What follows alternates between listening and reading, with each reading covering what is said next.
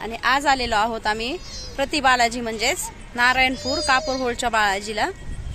हे बघा आता पार्किंगला इथे गाडी लावली आम्ही आणि आता जातोय दर्शनाला। तर संपूर्ण मंदिराची माहिती आता तुम्हाला मंदिर दाखवते। इथे कशा कशा सोयी आहेत, त्याचबरोबर इथे राहण्याची सोय आहे की नाही, वॉशरूमची सोय आहे की नाही, मंदिर किती ते किती उघडं असतं, काय हे सर्वांची माहिती या व्हिडिओमध्ये आज मी तुम्हाला सांगणार आहे। व्हिडिओ आवडला तर लाईक शेअर सबस्क्राइब करायला विसरू नका। तूच टाक।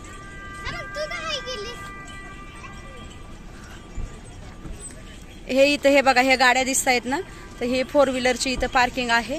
तुम्ही मंदिरातून मेन कमानीतून एंट्री केली आणि थोडंच वरती आलं की मंदिराच्या समोरच ही अशी पार्किंगची, मंदिराच्या अलीकडे थोडीशी पार्किंगची सोय आहे। तिथून 2च मिनिटाच्या मंदिरावर, व्हिडिओमध्ये तुम्हाला मंदिर दिसत पण असेल, 2च मिनिटाच्या अंतरावर मंदिर आहे। 4 व्हीलर 2 व्हीलर सगळ्या ह्याची पार्किंगची सोय आहे। हे बघा समोरच मंदिर आहे, 2 मिनिटाच्या अंतरावर अगदी। इथं आता सॅटर्डे संडेला खूप गर्दी असते, एरवी थोडीशी गर्दी कमी राहते। हे इथं छोटे छोटे स्नॅक सेंटर देखील आहेत, म्हणजे इथं तुम्हाला नाश्ता करायचा असेल तर थोडंसं स्नॅक देखील मिळेल समजा। परत आईस गोळा वगैरे हे अशी छोटी छोटी दुकानं आहेत। हे बघा, आणि आता समोर गेलं की लगेच तुम्हाला मंदिर दिसेल। काय हे बघा, इथं छोटे छोटे स्नॅक सेंटर आहे। काकडी बोरं वगैरे तुम्हाला इथं आल्यानंतर मिळेल। कैरी पण आहे, चिंच पण आहे, चिंच।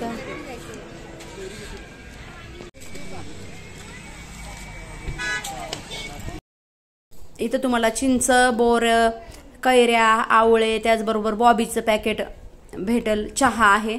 आणि तिथून पुढे गेले की लगेच मंदिराकडे जाण्यासाठी छान असा रस्ता आहे। एका बाजूनं पुढे जाण्यासाठी आणि एका बाजूनं येण्यासाठी पार्किंग जे आहे तुम्हाला मी दाखवलेले व्हिडिओमध्ये, तिथं निशुल्क आहे, तिथं काहीही पार्किंगला चार्जेस नाही आहेत। मग आता तुम्ही इथून पुढं मंदिरामध्ये जायचं। चला तर मग आता आपण मंदिराकडे जाऊया। आणि हे जे बालाजी मंदिर आहे ते पुण्यापासून फक्त 40 ते 50 किलोमीटर एवढ्या अंतरावरच आहे। नारायणपूर केतकवळेचा बालाजी असे ह्या बालाजी मंदिराला म्हणतात।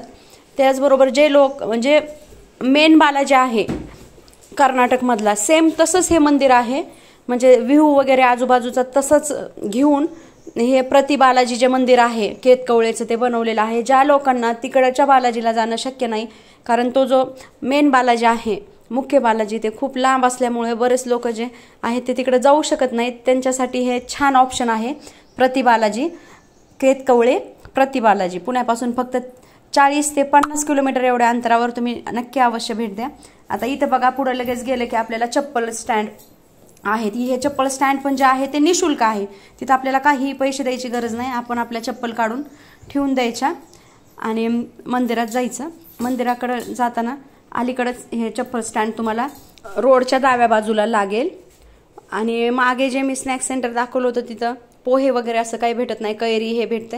हे जे स्नॅक सेंटर आहे चप्पल स्टँडच्या बाजूला, तिथं तुम्हाला पोहे, इडली सांबर, उडीद वडा, त्याचबरोबर मिसळपाव, वडापाव ह्या गोष्टी ह्या स्नॅक सेंटरवर भेटतात।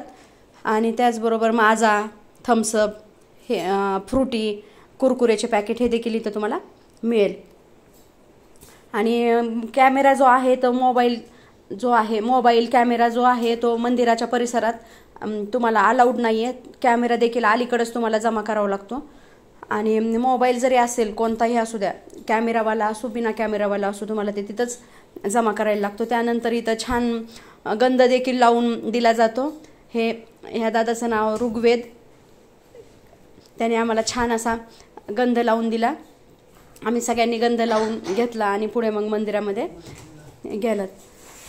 ते म्युझिक आणि गंध लावल्याने असं आपल्याला वाटतं की खरोखरच आपण मेन जो बालाजी आहे तिथंच आलेला आहोत। खूप छान असं फील होतंय। मंदिरात तुम्ही जर सकाळी आलात लवकर तर 11 ते 2 जे आहे ते जेवण देखील इथं फ्री असतं, म्हणजे रोजचं अन्नछत्र असतं। मंदिराच्या पलीकडच्या उजव्या बाजूच्या साईडला जे आहे ते पाठीमागं अन्नछत्र असतं। अन्नछत्र म्हणजे रोजचं जेवण जे आहे ते वरण, भात, भाजी, पोळी, स्वीट हे जे आहे ते रोजची रोज जे आहे ना ते फ्रीमध्ये असतं। पण त्याचा टायमिंग आहे जेवणाचा 11 ते 2. 11 ते 2 या टायमिंगमध्ये जर आलात तर तुम्हाला फ्रीमध्ये बालाजी ट्रस्टतर्फे जे जेवण आहे ते दिलं जाते ते तुम्हाला मिळेल. 3च्या नंतर ते बंद होतं.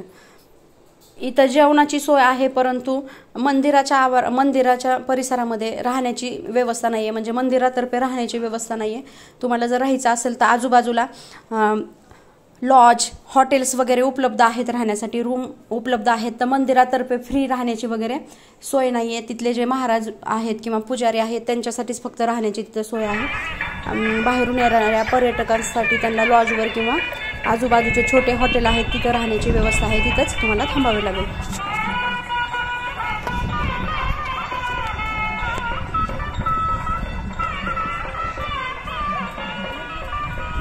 मंदिराच्या आतमध्ये मोबाईल अलाउड नसल्यामुळं मी फक्त तुम्हाला बाहेरची शूटिंग दाखवू शकते. आतमध्ये मोबाईल जो आहे तो अलाउड नाहीये. बाहेरचे मंदिर मी दाखवू शकते छोटे छोटे, पण आतमधली शूटिंग तुम्हाला मी दाखवू शकत नाही.